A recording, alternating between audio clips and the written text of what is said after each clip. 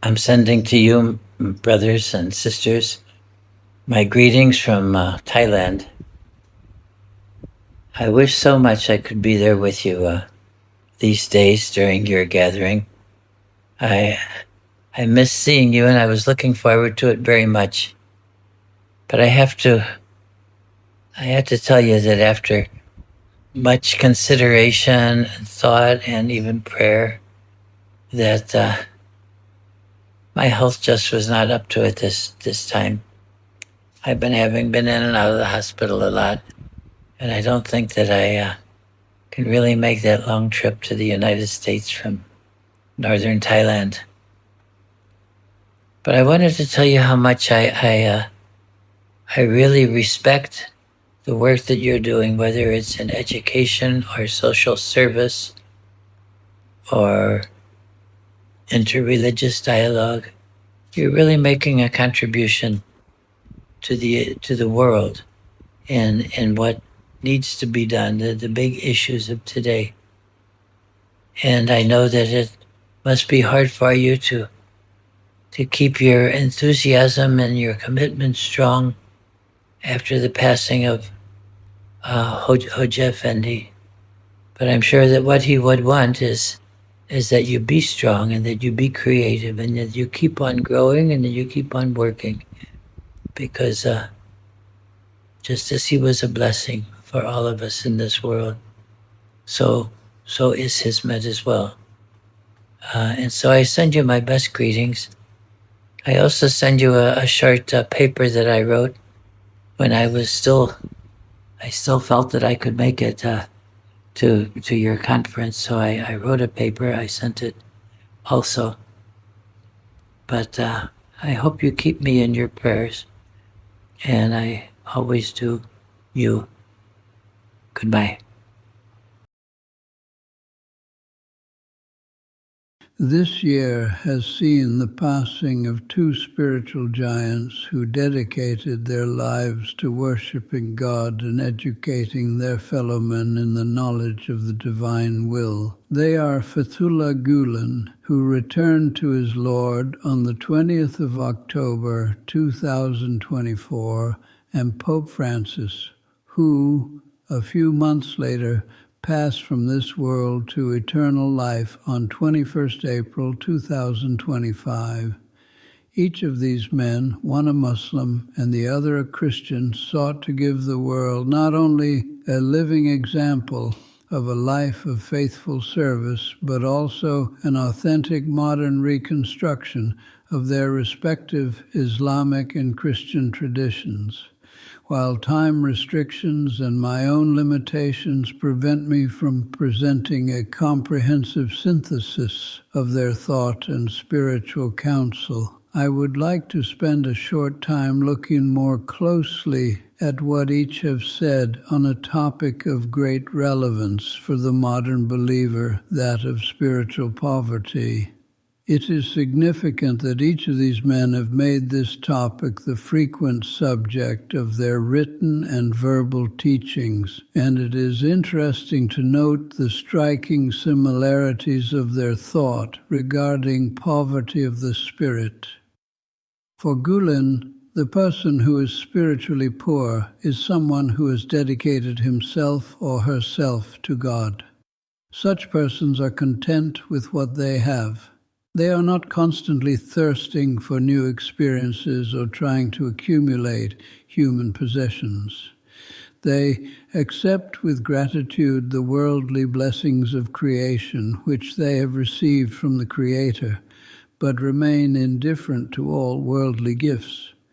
While they thank God for abundance, health, and security, they are equally ready to accept hunger, thirst, and sickness, if such should be God's will. It is not only in the matter of material possessions that they humbly accept the fruits of God's bounty, but also in matters of success, achievement, and popular acclaim. They attribute to God whatever success they may achieve in academic and business affairs, but are equally ready to accept setbacks, defeats, and even persecutions, if that is what befall them because of their conscientious following the path of sincerity. The spiritually poor are those who accept their lot with confidence and humility because they realize that they are, as Hoja Effendi put it, precious works of God's art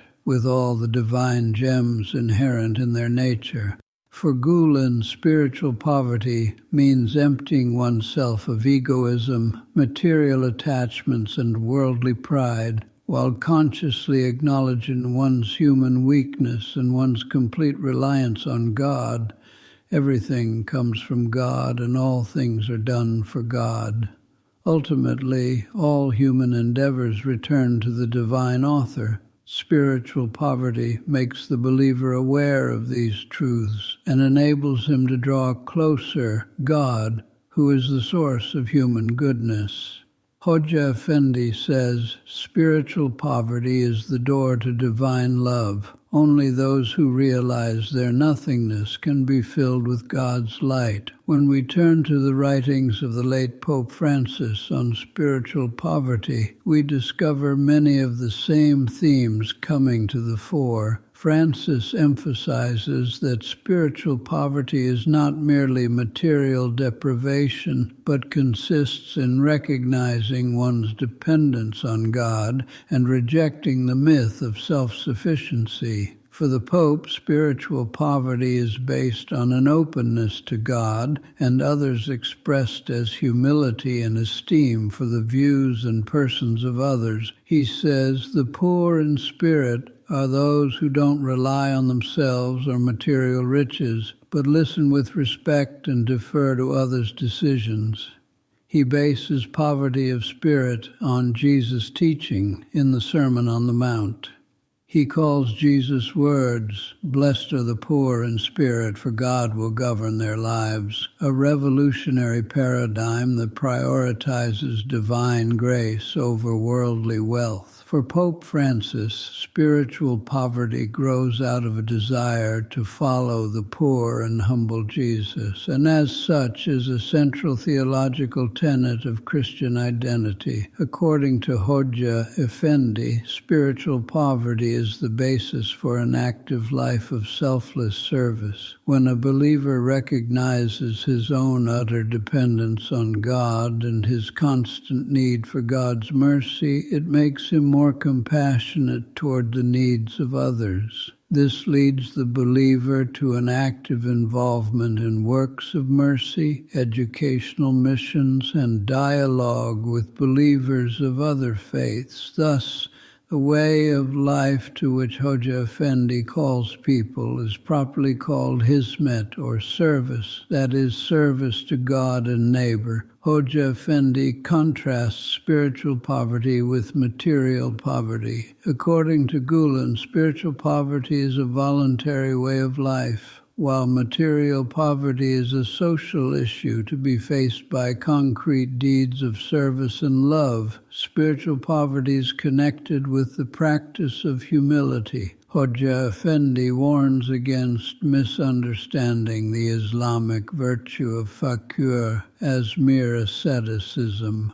The concern with worldly possessions is secondary. Spiritual poverty does not mean seeking to live with the fewest possible worldly belongings. It is a rejection of worldly greed proposed by a consumer society, not a renunciation of all the gifts and blessings that come from the generosity of the Creator. Spiritual poverty is thus much more concerned with self-effacement before God, acknowledging that all things that one owns and achieves come from God, and that every possession and accomplishment is returning to God. It is connected with a firm sense of trust in God that enables one to live, no matter what the situation, with confidence that God's promises will never fail. For Pope Francis, spiritual poverty is a necessary corrective to modern societies that equate happiness with instant gratification, transient pleasures, and material accumulation. He urges people of faith to reject a throwaway culture, shifting their focus away from fleeting pleasures and possessions toward sobriety and solidarity. Sobriety means simplicity of life, being satisfied with what one has of God's abundant gifts, rather than constantly wanting and needing more and more. Solidarity means being dissatisfied with the injustices of modern societies and engaging in effective action to bring about social change through attacking the root causes of material poverty.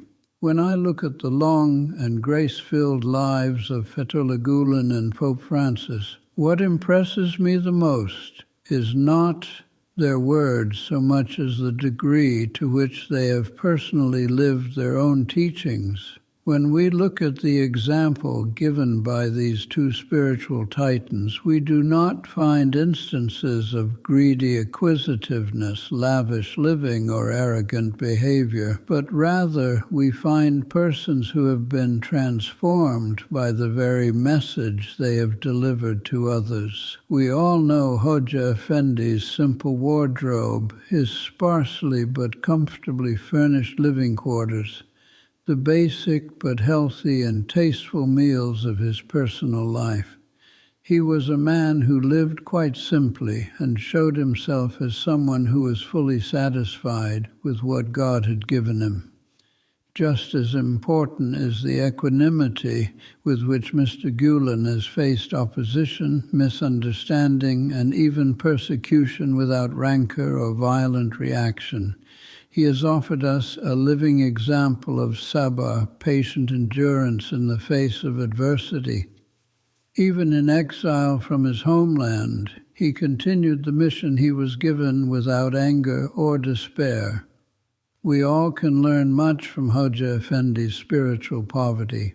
In a remarkably similar way, Pope Francis remained consistent in his simple lifestyle and attitudes, even when he was elected to the highest office in the Catholic world. As he previously had lived in a simple two-room apartment in a poor Buenos Aires neighborhood, so as Pope, he moved out of the papal palace to reside in a two-room apartment in a hotel for visitors to Vatican City. He renounced the papal robes for a simple white soutane and chose for his transportation a modest Ford Focus, rejecting the many offers that had been made of a more luxurious vehicle. He invited the homeless to Vatican City itself and built lodging for them. Francis also was much criticized for his openness to all kinds of persons, whether religious or not.